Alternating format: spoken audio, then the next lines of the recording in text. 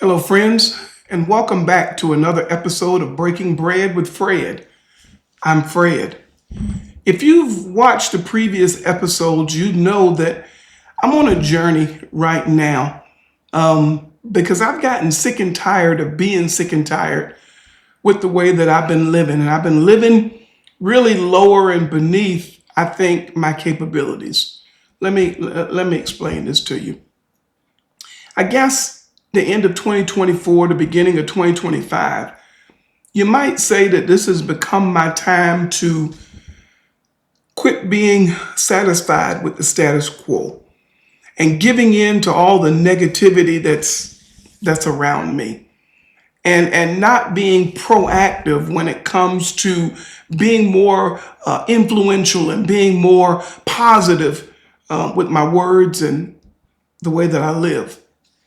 See, becoming a more positive person is my goal. And it wasn't my 25 New Year's resolution as much as it was an end point for me and then a beginning. It's the end of just settling and living below the dignity that I think I have for myself. And it's the beginning of trying to be a better me, first of all for me, and then for the people that are around me. So this channel is my journey to maybe video record this particular step for me. And if in fact anything about what I'm saying resonates with you, I invite you to come along with me on this journey. Step one for me and the purpose of this video today is about increasing self-awareness. In other words, why am I so negative? And I might not say it outwardly, but inside I know that I am. So why am I so negative? Where do those negative thoughts come from? And why do I just seem to parrot negativity without realizing it? You know, one of the things that has been true for me and in my life is to really stop the madness or stop the insanity. See, for me, becoming a more positive person, I know is a gradual process. And it's something that's going to involve building two things with me. Number one, healthy internal communication, my self-talk. And then number two, I've got to be able to change my existing thought patterns. Now, you may be satisfied with where you are, and if you are, that's fine. But if you are dissatisfied, if you are like me and there's this internal gut feeling that something is missing and I'm better and I don't know how to be better, then come along with me on this quest. And my step one that I'm going to work on is increasing my self-awareness. I need to tell you a story. A few years ago, I was flying home to see my grandma, and the one that raised us. Both did, but she was especially influential. And so I packed up my stuff and I was flying back home, and there was two stops. And on the second leg of the stop, the person at the airport was checking my identification, and they just kind of got to chatting, and he asked me a question. He said, "Oh, so what brings you to this state today?" I said, "Well, I'm coming home." He said, "Oh, welcome back home. What brings you home?" I said, "Well, I'm going to see my grandma. She's sick, and I'm going to see her and say goodbye and see her for one last time." And without missing a beat, he looked back up at me after checking my credentials and my documents and my passport and all of that. He looked up and he said, why it got to be the last time?" And I said, "Sir, excuse me?" He said, "Well, you've told me she's sick and maybe you've even said she's on hospice, but why it got to be the last time? Why are you checking her out before she's even checked out?" Guys, that caught me by surprise. In fact, to tell you the truth, it floored me. And I had to ask myself the same questions. Why is it? Granny's still alive, but why is it I'm treating her like she's already gone? Just because I heard the word hospice doesn't mean that she's already gone. He ended the conversation by saying, "Hey man, I don't mean any disrespect, but I was always taught it ain't over till it's over. Well, I thanked him after I got my documents and gathered everything to get on my last flight. And I got in the plane and I got settled down, put my seatbelt on, all that. And I said, he's right. Why is it that I'm taking such a negative outlook home to visit the woman who loved me and helped raise me? And I put that in the back of my mind. But I never, ever forgot it. It triggered in me a reaction that showed me a pattern that I'm this year going to be deliberate and intentional about working on. See, we jump to mental conclusions even though reality is something totally different. I already in my mind said, this is it, Granny's going, and I didn't even get there to see her yet. Let me finish the end of the story. Granny lived probably another 2.5 years after I was able to fly home. But my mental state and my words already had her gone before she was gone. And then I realized, you know what? I've got to take more thought and more of a note on my mental thoughts and on my words. And I need to particularly identify some triggers. What is it that triggers those things in me and perhaps even in you? I'm of the opinion that we use words and we don't even try to capture or understand where they come from. We just brush it off and say, well, I'm human, and we go on. And I'm at the point now to where I think my words and my thought pattern is what lends into my negativity. And I listen to people that are negative around me without even processing it or thinking about it for myself. I just start parroting what other people that are negative say about me. So the first step of my journey this year is to make sure that I am self-aware. What does that mean? I got to understand where those things are coming from. And are those my thoughts, or am I just parroting other people's thoughts around me? There's a scripture in the Bible that really talks about how we should guard our thoughts and we should guard our words and we should guard our heart. Guard your heart, for out of it comes the issues of life.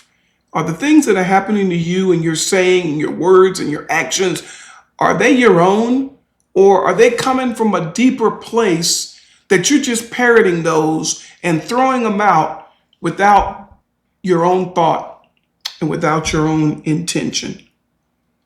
One time when I was in middle school, back then we called it junior high. Yes, I'm old, don't bother me.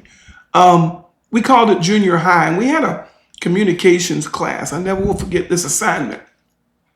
And the teacher gave us an assignment, and the object of this assignment was on dealing with distractions. She said we were going to take turns coming up to the classroom, and we had to give a 2-minute speech while everybody else in the classroom was yelling different things at us. And she wanted to see 2 things. Number one, she wanted to see how well we could stay focused and on task, even though people are hurling insults at us. And number 2, she was really trying to teach us how to filter and drown out the noise around us. Well, I had already seen other classmates go, and they didn't do so well. In fact, 2 of them failed miserably. So my turn was coming up, and I went to the teacher, and I said, "Ma'am, I can't do it. I'll take the 0. I'll do other work that has to be done, but please, ma'am, I don't want to focus on this. I don't even want to do it. Everybody else has not done so good, and I know I'm going to fail." She said, "Okay, Mr. Man, but I think you can do this." And one of the things that this exercise is designed to do is to teach you how to communicate in a crowd, yet stay focused. She said, "I want you to do something for me. When you get up there, because I want you to do this, pick one spot in the classroom and focus your eyes on that one spot and talk and give your speech to that one spot and see if that doesn't help you. You willing to try? I said, okay. Yes, ma'am. So I did. Got up there and started giving my speech, and everybody around was yelling things. There was a clock at the back of the room. Never will forget this. In fact, the clock was on 2:00. And I just kept focused and I gave my speech just to that one clock. And you know what's funny? I don't even remember what the people in the classroom were shouting. I just remember I got through it by just looking at that one clock. Coincidentally enough, after high school, I went to Bible college and got on church staff, and I've given several sermons. And being public speaking has been a part of my journey. And I always, to this day, still recognize when you get up to do a speech, or you get up to do a sermon, or you get up to do a talk, you focus on one thing to avoid the distractions. You know what else I learned? I learned that it doesn't matter if we, in our mind, fail, if we don't fail. What makes us better is trying. See, this quest that I'm on right now to try to improve myself, some things I'm going to get right, and some things I'm going to have to get wrong. But it's not about the right and the wrong. It's about me and this journey to be a more positive person. And the crowd around me is just one simple word: distraction. And for you, as we are together on this quest, my question for you is, how long are you going to give in to the distractions? Oh, they might be well-intended and offering all kinds of advice, but how long are you going to live your life and have to please those who are a part of the distraction? I've got one extra layer to that illustration that she gave about focus.